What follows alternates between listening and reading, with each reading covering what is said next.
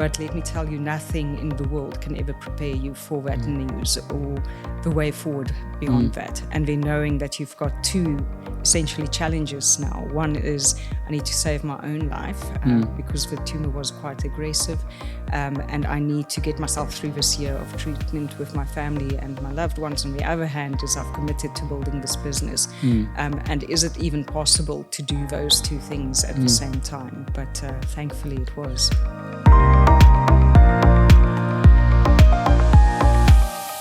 Welcome to this week's episode of Business Unusual, and it's certainly Business Unusual this week. I'm joined by Vera Nagtegaal. I think I said that correctly. I asked the team, how do you spell this or pronounce it? Well done. The CEO of Vouch SA. So welcome. Thank you. It's lovely to be here. Excited about our talk today. Yeah, I mean, we had a little bit of a pre-chat. So, I mean, there's a lot to get through. We're going to talk about Vouch and obviously what that's about. We're both athletes. Yes. And in some way, cancer has come across our paths as well. So we've had some challenges in our lives as well. So, I mean, there's so much to talk around. But maybe we just want to talk briefly about Vouch firstly. As the CEO of Vouch, so what is Vouch and how does it work and what is the plan there? Sure. So Vouch was created by Kagiso Connect, previously known as Kagiso Media Radio. They own radio stations like Jacaranda, FM, East Coast, and so forth. And they wanted to branch out into a new sector of business. Through a long process, identified financial services as the sector that they would like to enter. And through that, went down kind of like a journey of exploration to find the right fit for the business. Vouch was created with the thinking that what we know is that South Africans struggle with financial services. They struggle making decisions. They're overwhelmed by choice. You just have to switch on the radio or TV to be hit with at least 300 messages around different insurance products, financial services products, and so forth. Yeah. So what was identified is that the traditional broker model is aging out. Your typical broker at this stage is 53 white male. And that's a fact. It's not a speculation. Sounds like me. And they are kind of like handing over their books and exiting slowly. Yeah. On the other hand, you've got the price comparison sites like Hippo and so forth, which do a great job at quickly comparing products and giving you the best price. But the value proposition is different. So customers often, they don't know what they're getting into. They don't understand the products and they just choose the cheapest, which can really leave you in a really unfortunate position if you come to the stage of claims and all of a sudden you've got a 25,000 Rand excess. But somewhere in the middle, there's the soft spot of creating a digital brokerage. And with that, what I mean is that Vouch is a platform where you can go, you can book a meeting with a financial advisor within 2 to 3 minutes. The advisors are all employed by Vouch, so they sit in our offices. They are a team that we train and we have under our wings. And these advisors will then talk you through your options. We've partnered with 27 of the largest insurance companies in South Africa. So literally, you name the insurance company, they are on our panel. You're welcome to go to the website to go check them out. Yeah. So the ability that it gives us is to be truly independent in that financial advice. We review the customers' kind of like life stage, where they're at, what products they need. And then the advisor will suggest products to them and guide them through what is included or excluded in those different policies.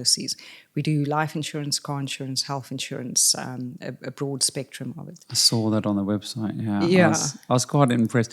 So it seems like, I mean, because you were the executive head for Hippo. Yes. A couple of years before that. Yeah. And so I was wondering what is the move forward? And I suppose you're sort of articulating it. One just gave a price comparison, but without the advice in terms of independence on why you should go with those things and how relative it is to you, so relatable to your situation? Yes, absolutely.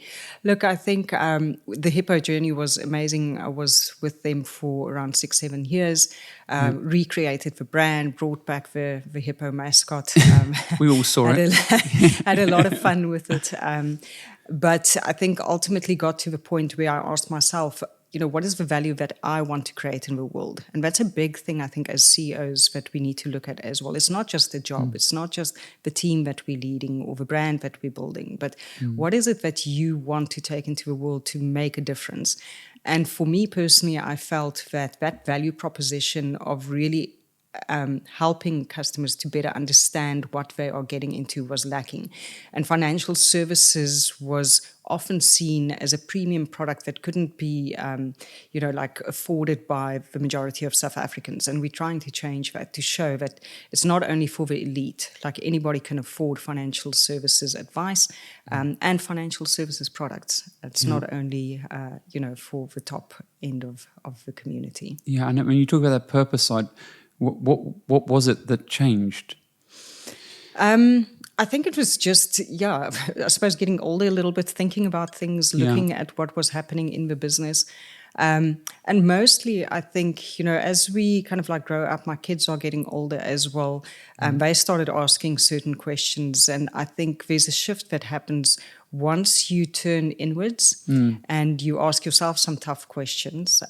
You start to kind of like align your values and your beliefs with that purpose. And for me, that was pivotal at that point in my life. Yeah. And I mean, then you sort of joined Vouch. Yes. And the opportunity came from Kagiso's side where they approached me. They told me about this business that they were building. And the timing was actually quite eerie because it was in that time that I thought, well, what if you had a service or platform that could compare prices, but could also give advice and could also create more value for the customer at the end of the day. And the benefit of that to the customer is that they would truly understand what they're getting into. But from a business perspective is that once you engage with that customer, you can start building a real relationship with them. Yeah. So you hold their hand from the initial phases where you are talking about the product benefits all the way through to the sales and then to claims and so forth. Yeah. And as you understand deeper what your customer needs, you can start cross-selling products to them. So the value proposition as a business becomes much more colorful.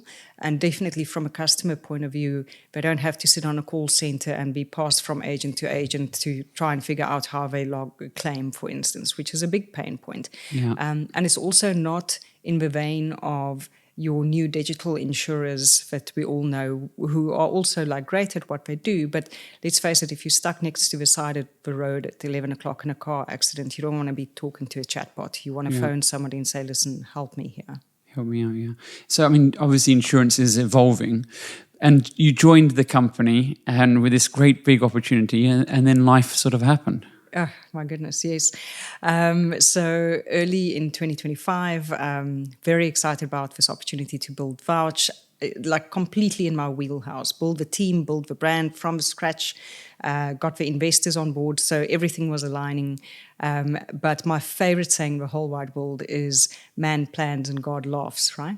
Okay. And this was the instance here where everything was aligned and I was looking forward to 2025, running my 9th Comrades, etc.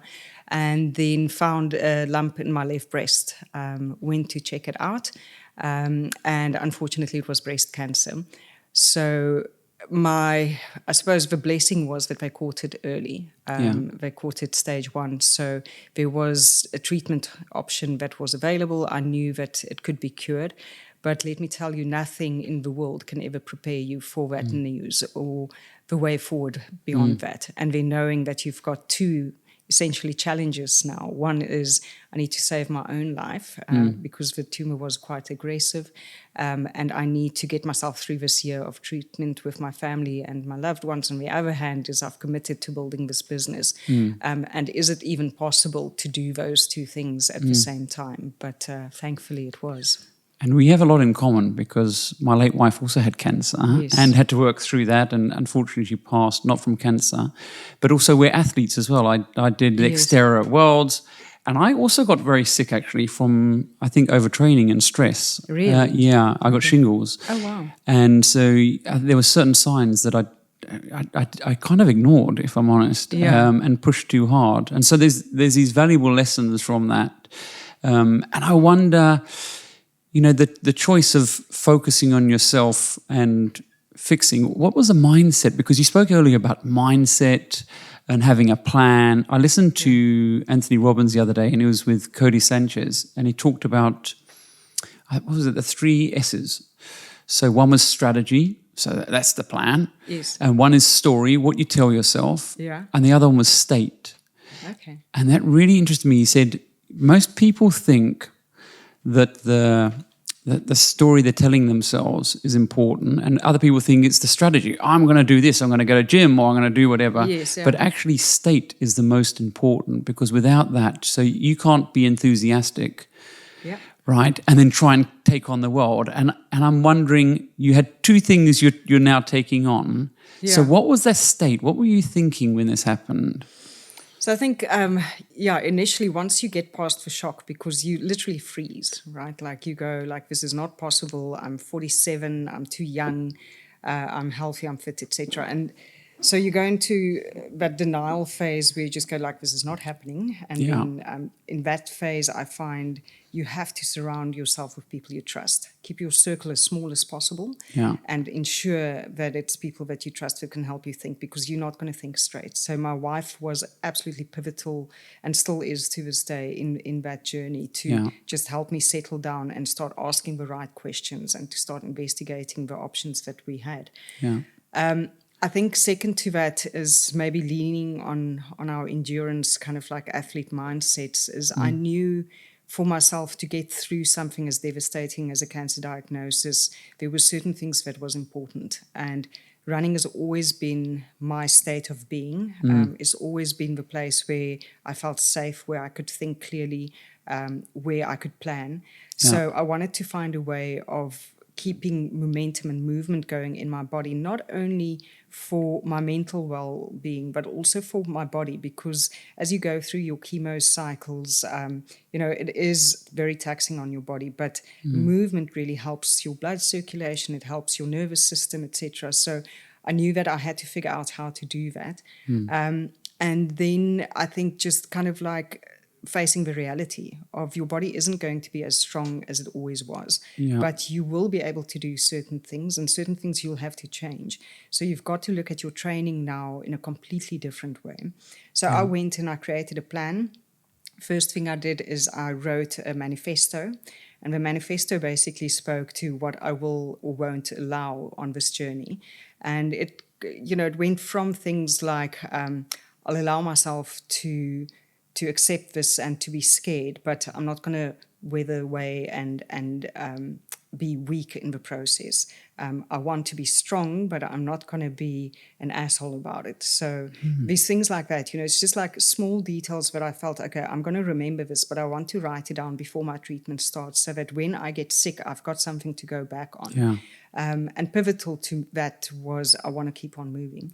So going into Cape Town winter, you know how it is, terrible. My diagnosis was end of January. My treatment, first round of chemo, was end of February. So I stole half of my wife's studio office downstairs in the basement, and I created that into a gym with a treadmill, some light exercise equipment.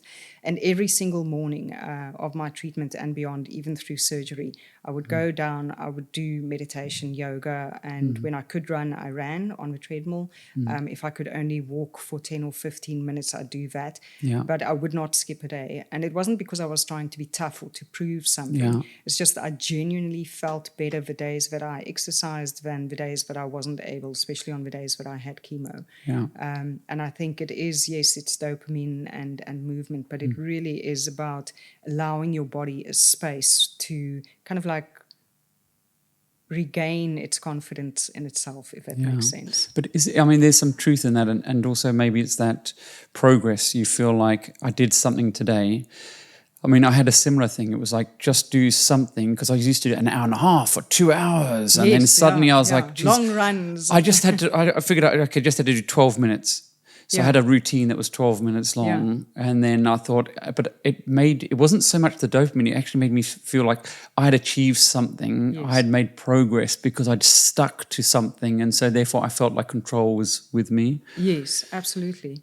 I think it's that movement is medicine kind of like, mindset. And like you said, it's almost like a little achievement. And on the days where I was really sick, if I could do 10 minutes of slow walking, I would feel, okay, now I can go and lie on the couch, read my book and get through the rest of the day. But there was just like a recognition of that peace that you found in doing something you love. And on the advice side of things, because you said listen to the people that are close to you and you trust, and it's so funny because I was at my gym this morning and my coach and I were talking, and I said, I've got a niggle on my shoulder, and he says, yeah, you one of those people that, you know, go to a different person until you get the advice that you want.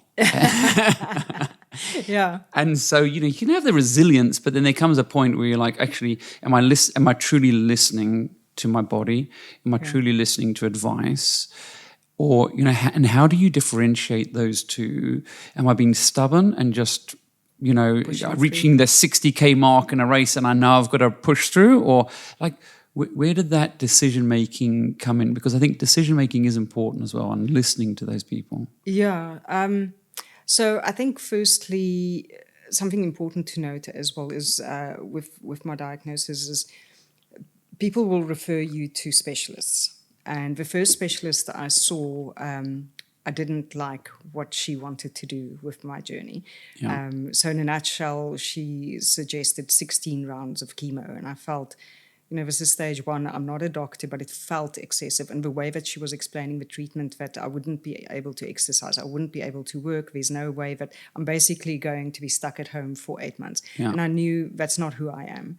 So values weren't aligned. Do you think it was that? That's it. Do you think it was like she might have the medical, but she didn't understand your values and what you stood for? Yes. I think 2 things. I think the medical advice was probably fine. Yeah. But from an energetic alignment, and you're going to walk a road with this person for the next year, maybe longer in your life, especially with your oncologist. So you've got to make sure that you're comfortable. And there was just something in the way that she didn't pay attention to the rest of my life and only to the tumor that I was uncomfortable with. Because for me to thrive and survive, I need to be seen as a holistic being. I can't just be catapulted into this is what we need for your tumor, but the rest of your life is going to fall apart. So thankfully after that, Janine went and she like researched everything you can think of, and she found an oncologist, which thankfully we went to see. She's based in the northern suburbs. I live in the southern suburbs. You know how Cape Town traffic is. So my first instinct was like, this is never going to work. I'm not spending an hour in a car back and forth every day. But Janine's got a way of kind of like digging her heels in when she knows something's right. She's got a very strong gut feel about things. And so we did see my doctor, and it was just wonderful. The energy was aligned. She looked at me. She came up with a treatment plan, which was only 8 rounds of chemo versus 16. So that seemed manageable. It would only be every 3 weeks on a Friday. So I would have the weekend to recover from the worst of it. She advised actually to keep on moving, to keep on exercising, to do my work, but to be responsible. Obviously, you're not going to get on a flight to Joburg every week, but to keep my mind going. And she saw me as a complete being and not just my tumor. And I think that was the big difference. Yeah. I mean, in my situation, I got a bit of depression after about 8 months. I tried to move through things myself, and my family got quite worried and said, I think you're depression, you should take some tablets. I was like, I'm not taking any tablets. And then I spoke to a psychiatrist, and he said, no, if you're not going to take tablets, you need to get therapy. So I went and I looked at 3 potential therapists, 2 women and a guy, and I ended up going with a guy. And I've been going now every Friday, 12 o'clock, I go see my therapist. Yeah. And I wonder... And I never thought I was ever going to go see a therapist or I needed therapy. Yeah. I thought my mind was great and strong. Is there anything in that you've changed since then? Yeah, so I am fortunate in the sense that I've been in and out of therapy for 20 years. Okay. I don't know what I've just joined the team. I've just joined the team. Best thing. So I've got a therapist here in Cape Town, and I love him to bits, and he's walked the road with me through many things in my life, through divorces and children and parents passing and so forth. So he knew my story quite well. And I find, for me, therapy isn't necessarily something that I do consistently every month or whatever, but I dip into it when I need it. Okay. And when I phone Stefan and I say, listen, it's time. Let's go. He knows. In fact, I saw him this morning before I came Okay, over. good. So, and I find it really helpful. And interestingly enough, what I loved about that journey was that I saw him before going into treatment, and I saw him before my operation because I was petrified. I had a double mastectomy and I was petrified for it. I was actually more scared for that than for the chemo treatments. So he helped prepare my mind going into it that, yes, you're still scared. I mean, it's just human, but there's a sense of calmness because you're preparing. And I think, again, it's the athlete mindset. You know, we're used to training, and then when we hit the race, we're still nervous, but we feel, okay, I've got my supplements, I've done my training, I've done my mileage, I'm ready for this. And that was kind of like what he helped me with. So, definitely, I think therapy is a big part of it in any difficult situation, but also just everyday life. You know, like our lives are so filled with anxiety at the moment. The world is in a very strange place right now. So I think to get help, and it's not a sign of weakness, I think it's a sign of strength to say, listen, I need somebody to help me process my thoughts. Yeah, get it out there. And I mean, one of the things I realize when I race is that I do want to win. So I'm focused on winning, and I want to win. Like, so you're one of those guys. I definitely want to win. And I mean, that's probably the goal. I think the training is the journey, which I enjoy. But I want to see how much I can push myself. But I came to a realization when it comes to race day that the winning is to the side. Okay. Definitely. So I go in there not wanting, not the focus is winning, actually. I go in there with the focus being the action. So I will make sure when I'm swimming, I'm not worried about where I am or who's ahead or even the cycle. I'm focused on the stroke that I've got to do. So what is the action I need to do? If it's cycling, it's like the stroke, just try and be as efficient as possible. If it's running, one step in front of the other. Yeah. How did that relate to your journey? Yeah, absolutely. It's so powerful, actually, because I've always been a believer of run the kilometer you're in. And if you're doing an ultra event, you know, I think that's very, very fitting as well. But for me, it doesn't help when you're running a comrades and you're at kilometer 5 to worry about the state of your body when you're going to be at 70 kilometers. You know it's going to hurt. You know that you're going to be stiff. It's going to be terrible. You're probably going to hate yourself a little bit, question your life decisions. Why am I doing this? Why didn't I train that extra one day? I missed that one training. Why didn't I take up knitting? Why this running thing? So, you know, during life's toughest journeys, I suppose, going back to that mindset of embracing the state you're in and running the kilometer you're in is important because that kind of creates the space to acknowledge where you are and to fully embrace it and to feel it and to celebrate the good and to mourn the bad, but also to know that where you are today doesn't necessarily dictate where you're going. It's just another step in that direction. Yeah. And ultimately where you will be in a week from now, a month from now, whatever, will take care of itself. But you've got to take care of yourself in that journey to get there. Yeah. And I think that was a valuable lesson because as CEOs, we like to control things, right? Yeah, I think that is the thing. And I felt the same sort of way. My thinking was this is going to be tough. And I said, if something comes that's tough or hard, I know it's meant to be here in this time because it's not going to be easy. Yeah. And it's like I was like, okay, I think like we got training programs and I always used to say, am I ready yet? Yes.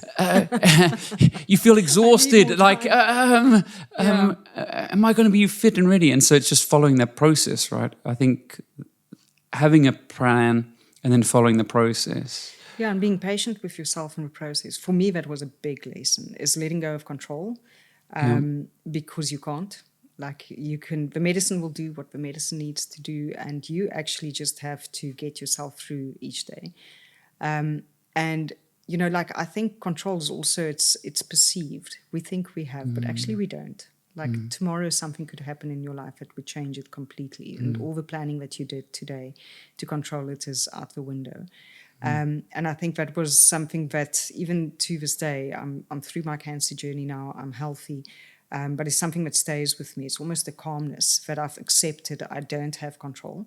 I can plan, I can do my best, but life will be doing what life does. And the best thing you can do is to show up, and to show up authentically, and to be kind to those around you. Just be kind, yeah. Yeah, I think that Tyson had that saying, you have the best plan until you get punched in the face. And then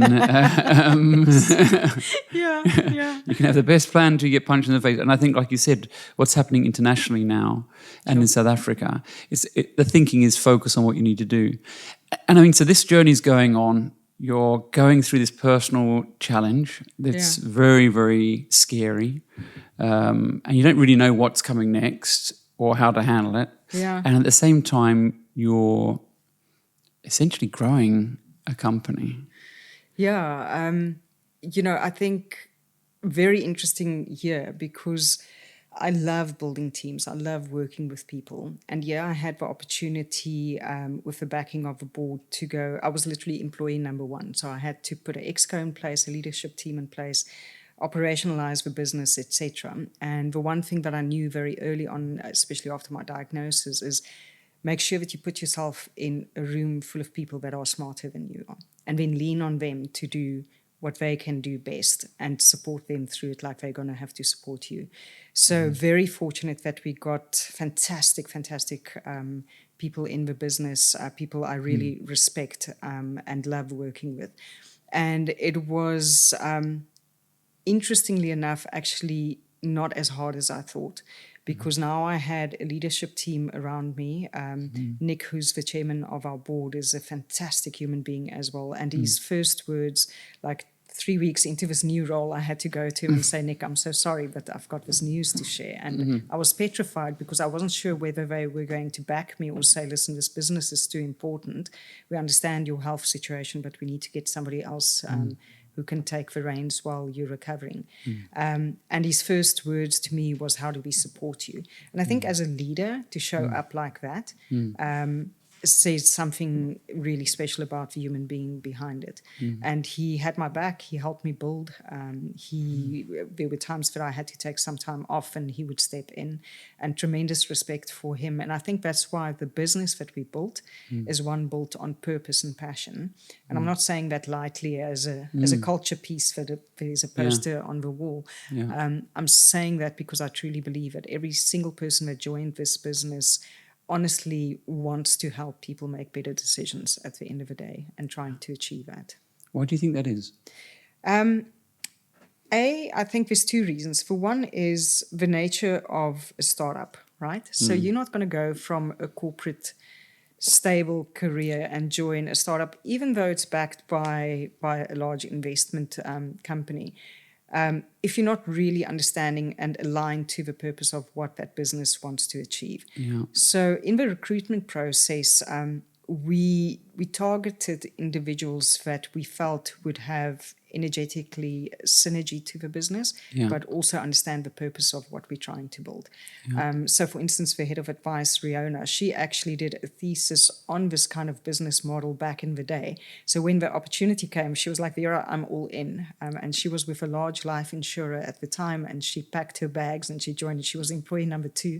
And I think if people understand, especially in a startup sense, what you're trying to build, they're willing to sacrifice some other things with the notion of what I'm building matters, and I can align my personal values and purpose to this. And through that, I'm creating equity and value in myself and my personal journey that I wouldn't necessarily get from another business.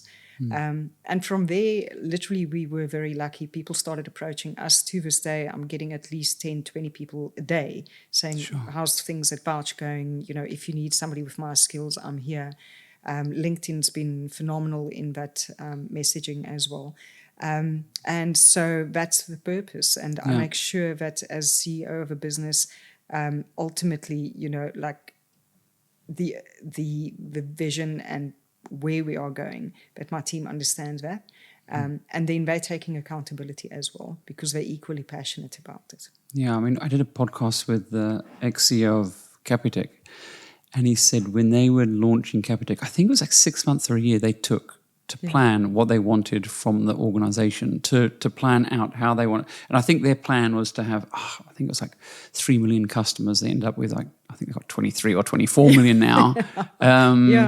And he says they're innovating the business all the time, but they're coming up with plans, but they're not spending as much time. But he felt that plan they put together, that initial plan, has helped them to grow the way that they have in terms of their business. And I wonder, because you were saying earlier to me that you'd spent 3 years sort of helping and planning. Yeah.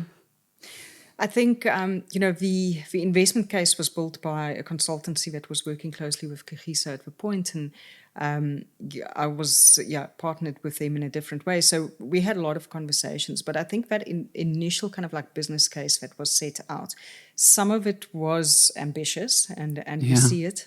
But I suppose a business case, if you're taking your business seriously, it will always be ambitious. You're never going to settle for just fine. You want to go there. Yeah. And so I think the kind of like the targets that we set ourselves were quite robust. But in that, we also achieved things in kind of like, we've only been fully operational from October last year. Yeah. So we opened the business February last year, but there was still a long road in terms of tech development and so forth. And then we sold our first policies around October last year. And what I found is that there are these surprises that's coming through now that we didn't bargain on, but that we're seeing. And one thing that I'm loving is that the feedback from customers is exactly that. We love dealing with one advisor. We love the fact that we are getting real advice and not just a price comparison. We love the fact that when I need to claim, I can phone my advisor or I can WhatsApp them. And we love the fact that there's a tech element to it, and we can very easily get in contact with the business when we want to, and that's all supported by various methods. But at the end of the day, there's a human touch. And I think in this age of AI, and we've all had this discussion 1,000 times by now, and tech and so forth, what businesses that are going to win are businesses with heart, and businesses that can connect on a human level still, and use your technology and your AI to support that human layer, but don't necessarily only rely on the tech and the AI to build culture and values and human connection. And I think for us, that's quite valuable at Vouch, is that human connection will always stay key to what we're trying to build.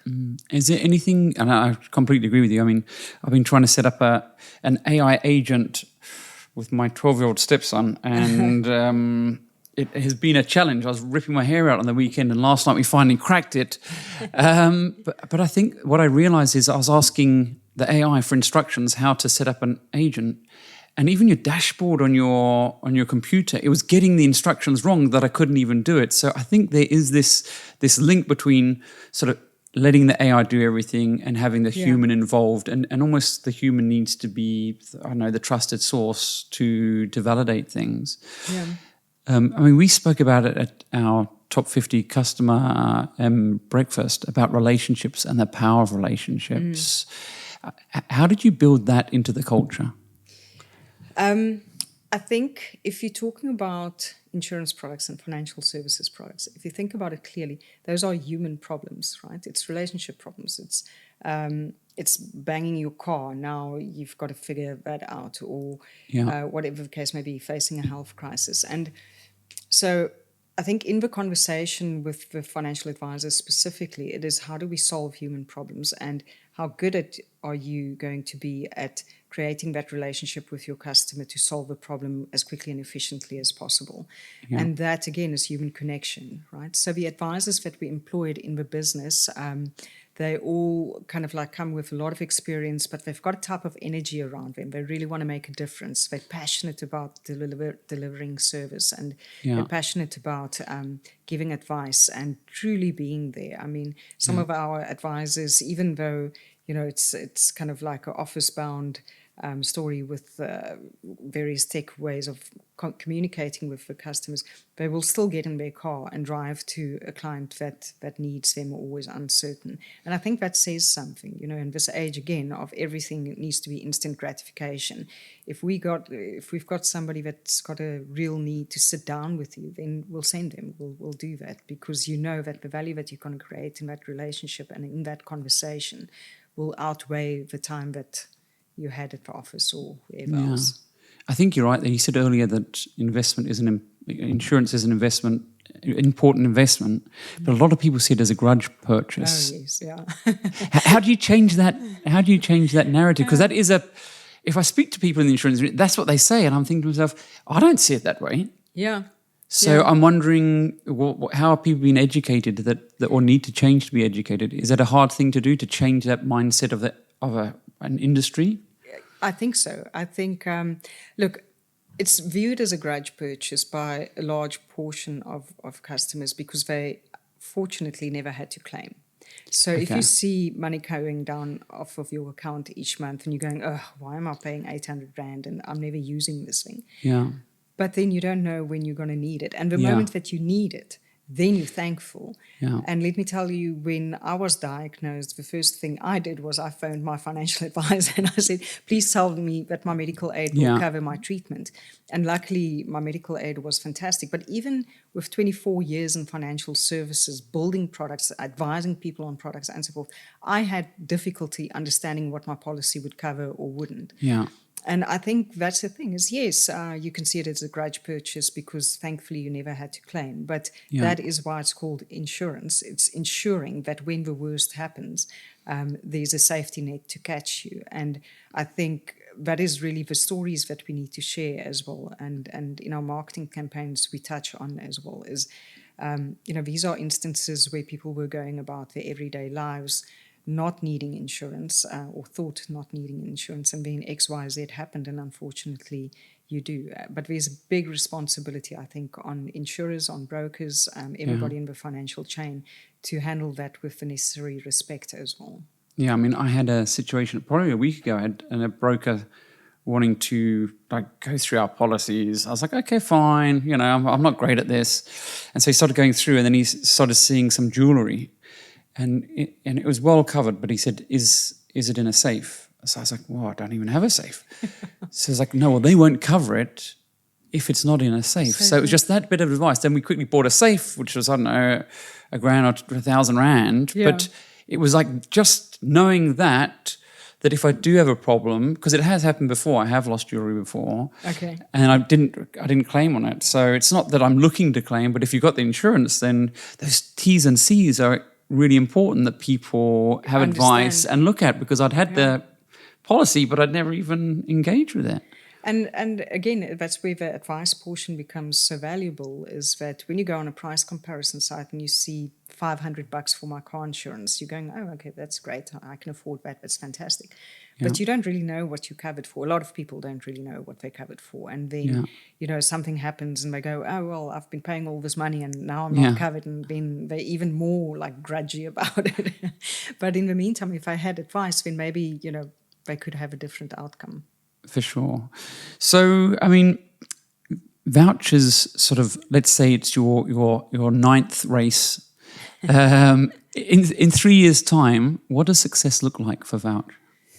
Sure. I think, there's the business targets. So there's revenue targets and how many customers we want to have and so forth. And I think those are important in terms of business metrics. But what I would really consider as successful is if we started changing the conversation in South Africa specifically around financial advice and how to better protect yourself and how to better set yourself up for future. And to normalize it as a conversation. I still find it fascinating that some people are embarrassed to talk about money. Yeah. They find it they almost get anxious about it. And that, I think, is sometimes ego-driven. And if you let that go, and you just say, money is a commodity in my life, like food, like clothes, like everything else that I need in my life to be flourishing, then the conversation around money becomes easier, because then there's no shame in talking about things like debt or tax or this or that. But in order to have that conversation flow positively is you need to understand what you're talking about, and you need to understand your situation, and you need to understand what you need or don't need in your life to make the best of it. So success for me for Vouch is just normalizing the conversation around money and financial services and reaching as many South Africans as possible and getting away from this notion that it's only the elite that can afford a financial advisor, but that even if you're starting out in your career today and it's your first day on the job, is make sure that you get the right advice. Yeah. I mean, we had the CEO of Fynbos here about 2 weeks ago, and it was before the end of the year financial, and we got the podcast out on time, but it's, I went on to his platform and he was talking about easy equities and how helpful they are. Yeah. And I reached out to my broker and I said, geez, I'm putting money aside to, I think it was Old Mutual, I'm doing it for the kids as well. Is this a tax-free savings? And they're like, no. I was like, oh dear. So I quickly invested for them. And I think you're right. It's like, how do we educate people better about these money things like tax-free savings, like insurance? How do we change people's mindsets around these things to have these open conversations? Because, I acted quickly when I learned. I took the time, and it's almost like taking the time to listen to your body if you've got a problem, but also taking the time to look after yourself in terms of your financial wellness and your physical health. Yes, yeah. And I think money stress is one of the top 3, worst stresses that people sit with. Anxiety is real, especially, again, where the world is at. Everybody's struggling. They're struggling to make ends meet. So it's not only a personal problem anymore. It's a societal problem. And I think mostly because we aren't asking the right questions. We're not looking deeply enough into how can we solve certain problems. And sometimes it's not as difficult. Sometimes it's just restructuring things or paying a little bit less on subscriptions or whatever the case may be. Yeah. And there's always help. And I think that's the other message is it's never the end of a road. It's something personal, but I've got a good friend who committed suicide about 3 years ago because of debt. And I felt it's such a struggle for people, that you would rather commit suicide than get advice. It's nonsensical almost sitting here. But that is the anxiety that money problems bring. So again, normalizing that conversation. When we're employing people, I love candidates that ask the money question up front. Okay. And they want to know, what am I going to earn? How is this going to be structured? And so forth. Because it's important. And it's actually funny how little people ask that. They'll go through an interview process of 2-3 sessions. And then they'll say, okay, what's the offer? And actually, it should be one of the things you ask first, because you're dedicating your life 8 to 5, 9 to 5, sometimes longer, every day, Monday to Friday, to this position. And yes, you're going to get the benefit of a salary out of it, but that salary needs to take care of your life, and make you a happy human being at the end of the day. That's why I thought about the tax-free savings, because, taxes you can't get away from apart from this one part. So, geez, that's a quick, easy win for people to put across some money away for the hard work they're doing and make sure I think the saying is pay yourself first. Exactly.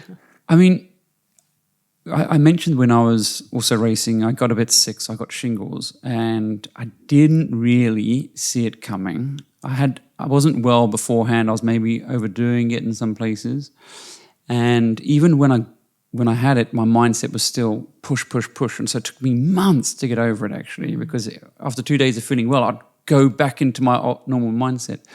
And I wonder, from a leadership perspective, when you look at the journey you've been on, how do you measure resting time? Because as athletes, we do need to rest. We need to recover to do well. And there's a saying by someone who did a podcast with Luke, and he said, you're paid to rest. So as employees, you're paid to rest. And the thinking is that you should be resting on the weekends and in the evenings so that when you come to work, you're giving your best efforts, because that's what you're getting paid for. 100%. It's a bit like a football player. Like if he's going out partying, he's not going to perform well in game time, right? Yeah. So how hard is that when you've got a culture of most companies and CEOs pushing, 80 hours and consulting firms pushing their people?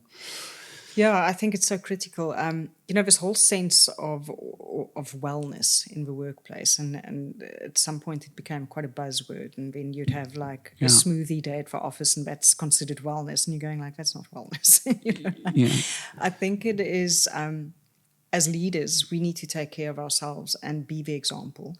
And for me, it was hard because back in the day, especially before last year, I was always like pushing. And I live in Cape Town, financial services, it's Joburg based. So, you know the drill, kind of like on flights quite a bit. At one point, I was doing something ridiculous, like 65 flights a year between Joburg and Cape Town. But I think maybe it's my cancer diagnosis last year, or maybe it's just becoming a little bit more confident in my leadership style. Okay. But you have to be kinder to yourself and prioritize. So sometimes you have to be in Joburg. There's a board meeting or exco meeting, you've got to be there, and then you've got to show up. It's also respect, I think, for the business that you're building. Other times you've got a choice, and we know that grey area where you go, I could probably do a Teams call, or I could go to Joburg. And I think it's taking stock of where you are and then being real with yourself. And if you've got the energy going, and if you can find, some benefit to going, then great. But also hold back when you feel, okay, this week rather I'd just stay put and watch my energy levels. And beyond that, I think it's taking breaks throughout the year is also important. Like we're always thinking we'll go on holiday after this deadline or after this budget cycle or whatever, and then you end up never doing it. So I think it's also a discipline. Like taking breaks is a discipline that we need to focus on as hard as you focus on your training and your career and showing up as a parent and so forth, is really saying, okay, June, July, halfway through the year, I'm giving myself a week or 10 days or whatever off, and I'm prioritizing that for my mental break and my physical break, so that you can be better. Yeah, I used to, when my children were at school, I used to love school holidays, and then I would plan our events and my rests in those periods. I'd push hard, and then that would be the time where I would recover. So there was a definite plan to doing it. I think some of the theme is being an athlete, you've got to plan for success. Yeah. And in business, you need to plan for success as a CEO with your team. Yeah. And so in your personal life, you need to be doing the same thing. You need to be planning for success. Yeah. And what does that look like? What do you define as success? Yeah. And that leads me on to that conversation around purpose that you spoke about earlier. I mean, how have you found a way to find your purpose and making sure it's aligned to the business personally? So I think for me personally, where I'm at this stage of my life is my purpose is very much aligned to the message of creating hope and awareness for people, not only in the cancer community, but people struggling with a host of different things.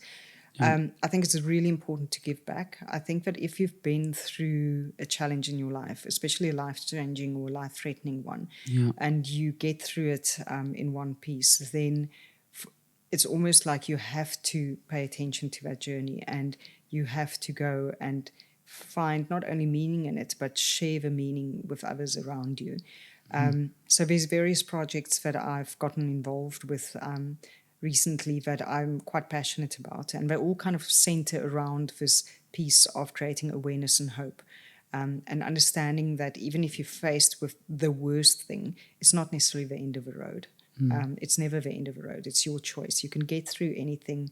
Surround yourself with good people. Make sure that you take care of your mind in the process. Take time off. Breathe, meditate, and slow down. I think that's the biggest thing for me, is just slow down. The moment that you get into a tricky situation, we tend to speed up. It's almost like your mind is racing as well, and you're going like, okay, what now?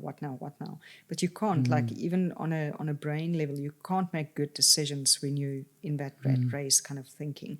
You've got to slow it down and create clarity through calmness.